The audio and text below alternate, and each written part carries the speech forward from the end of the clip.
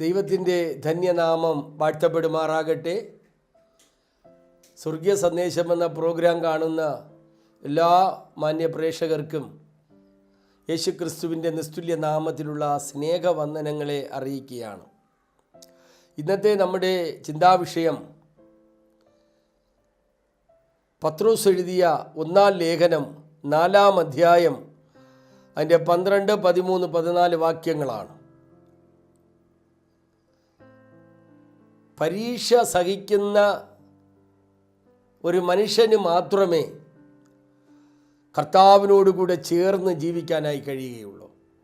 ഇവിടെ ആ 12-ാം വാക്യം പഠിക്കുമ്പോൾ, പ്രിയമുള്ളവരെ, നിങ്ങൾക്ക് പരീക്ഷയ്ക്കായി സംഭവിച്ചിരിക്കുന്ന അഗ്നിശോധനയിങ്കൽ ഒരു അപൂർവ കാര്യം നിങ്ങൾക്ക് വന്നുകൂടി എന്നു വച്ച് അതിശയിച്ചു പോകരുത്.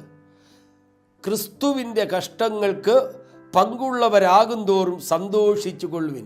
അങ്ങനെ നിങ്ങൾ അവൻ്റെ തേജസ്സിൻ്റെ പ്രത്യക്ഷതയിൽ ഉല്ലസിച്ചാനന്ദിപ്പാൻ ഇടവരും.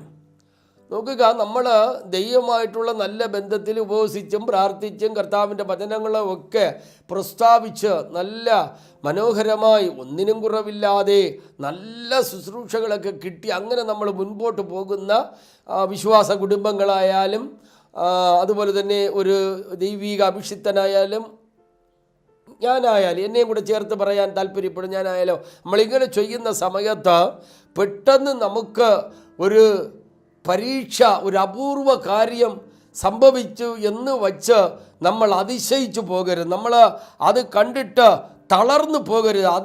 അഗ്നിശോധനയിൽ നമ്മൾ തളർന്നു പോകരുത് എന്നാണ് പൗലൂസ് പത്രോസ് സഭയ്ക്ക് ലേഖനം എഴുതുമ്പോൾ അവിടെ പറയുന്നത് അതിശയിച്ചു പോകരുത്.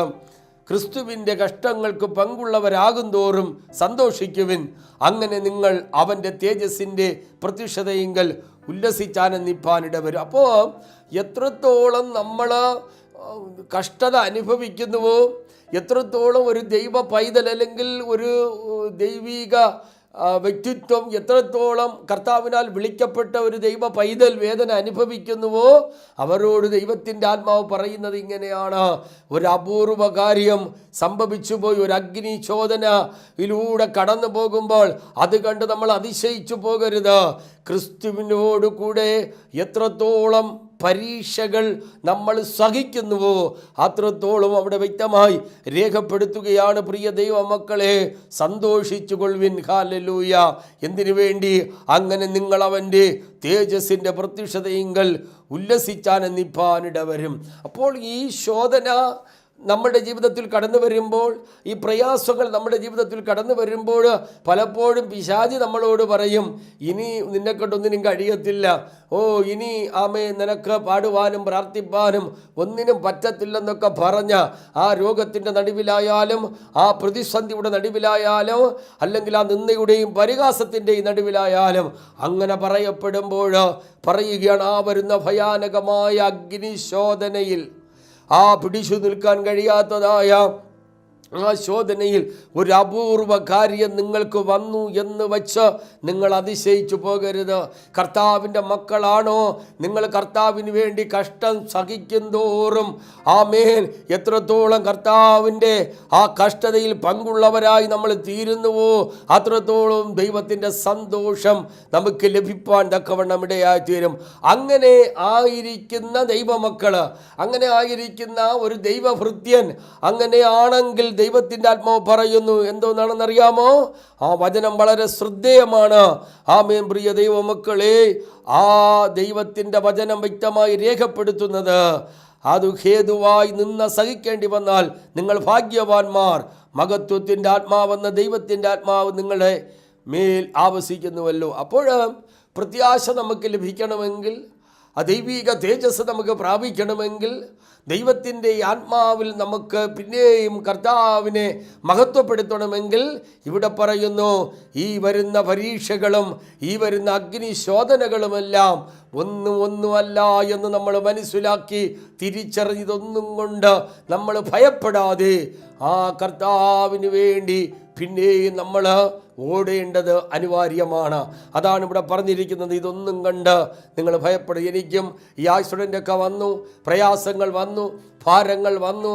പലരും പറഞ്ഞു ഇനി ശുശ്രൂഷ നടക്കത്തില്ല, ഇനി അങ്ങേര് പ്രസംഗിക്കത്തില്ല. ഇതൊക്കെ ലോകജാതികൾ പറഞ്ഞു. കൂടെ നിന്ന് ആത്മാവ് പ്രാപിച്ചവരും പറഞ്ഞു, സ്വജനങ്ങളും പറഞ്ഞു, പ്രിയപ്പെട്ടവരും പറഞ്ഞു. എല്ലാവരാലും നിന്ദയും പരിഹാസവും ഒക്കെ അനുഭവിപ്പാൻ ഇടയായ 1999 വിളിച്ചു വേർതിരിച്ച 2008 പ്രിയ ദൈവമക്കളെ, ഈ ഭയങ്കരമായ പ്രശ്നത്തിൻ്റെ നടുവിലാകുവാനിടയായി.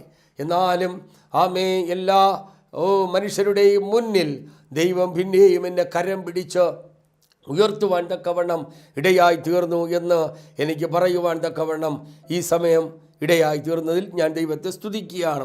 ആമേൻ, സ്തോത്രം. അതുകൊണ്ട് പ്രിയ ദൈവമക്കളെ, നമുക്ക് വരുന്ന എല്ലാ പ്രതിസന്ധികൾ ഘട്ടങ്ങളിലും എല്ലാ പ്രശ്നങ്ങളുടെ നടുവിലുമൊക്കെയും നമ്മളൊന്ന് തിരിച്ചറിയണം. ഹല്ലേലൂയ. ക്രിസ്തുവിൻ്റെ നാമം ഹേതുവായി നമ്മൾ നിന്ദയും പരിഹാസങ്ങളും കഷ്ടതകൾ സഹിക്കേണ്ടി വന്നാൽ നമ്മൾ ഭാഗ്യമുള്ളവരാണ്. നമ്മൾ ദൈവത്തിൻ്റെ മുമ്പാകെ ഭാഗ്യമുള്ളവരാണ്. പണമുള്ളവർ ഭാഗ്യവാനെന്നല്ല, വലിയ വലിയ വീടുകളുള്ളവർ ഭാഗ്യമുള്ളവരെന്നറിഞ്ഞ അല്ല, 10 ലോറിയുള്ളവർ ഭാഗ്യമുള്ളവരെന്നല്ല, കോടിക്കണക്കിന് പണമുള്ളവർ ഭാഗ്യമുള്ളവരെന്നല്ല.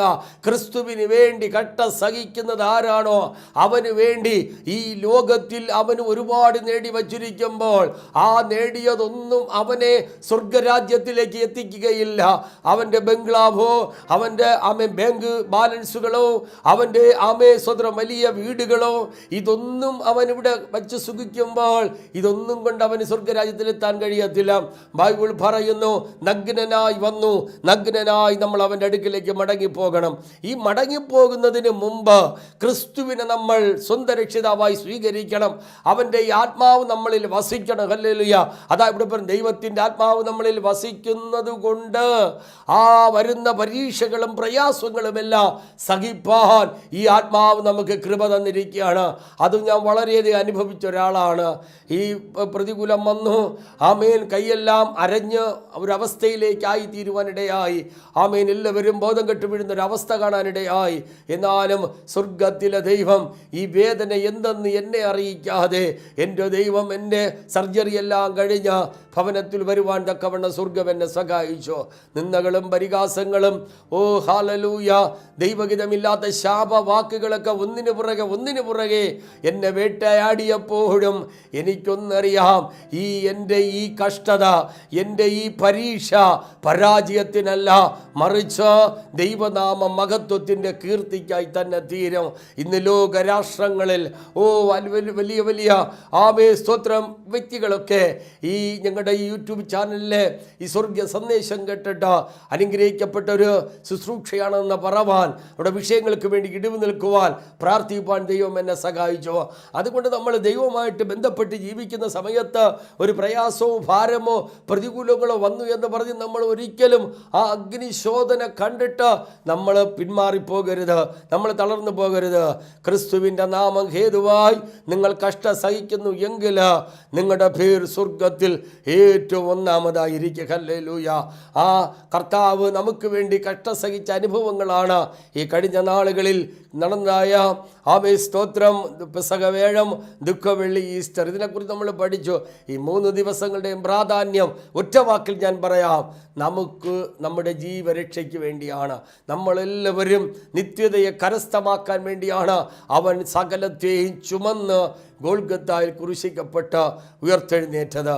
അതുകൊണ്ട് ഈ അന്ത്യകാലഘട്ടത്തിൽ നമ്മൾ ഒന്ന് മനസ്സിലാക്കേണ്ട പ്രധാനപ്പെട്ട കാര്യം, ആ കർത്താവിന് വേണ്ടി ഭാരം വരുമ്പോൾ പ്രയാസങ്ങൾ അതിശയിച്ചു പോകരുത്, തളർന്നു പോകരുത്, പിന്മാറിപ്പോകരുത്. കഷ്ടം സഹിക്കും തോറും സന്തോഷിപ്പാനിടയായി തീരും. മാത്രമല്ല അവൻ്റെ തേജസ്സിൻ്റെ പ്രത്യക്ഷതയിൽ ഉല്ലസിച്ചാൻ മന്നിപ്പാനിട ആയിത്തീരും. ആ തേജസ്സിൽ അവൻ്റെ ആ മുഖം കാണുവാൻ, തേജസ്സിൽ അവനോടൊപ്പമായിരിക്കാൻ ഇടയായിത്തീരൻ പ്രിയ ദൈവമക്കളെ. ഹല്ലേലൂയ. ആ തേജസ്സിൽ അവൻ്റെ പൊന്മുഖം കാണുവാൻ ഈ ദൈവവചനം നിങ്ങൾക്കിടയാക്കി തരട്ടെ.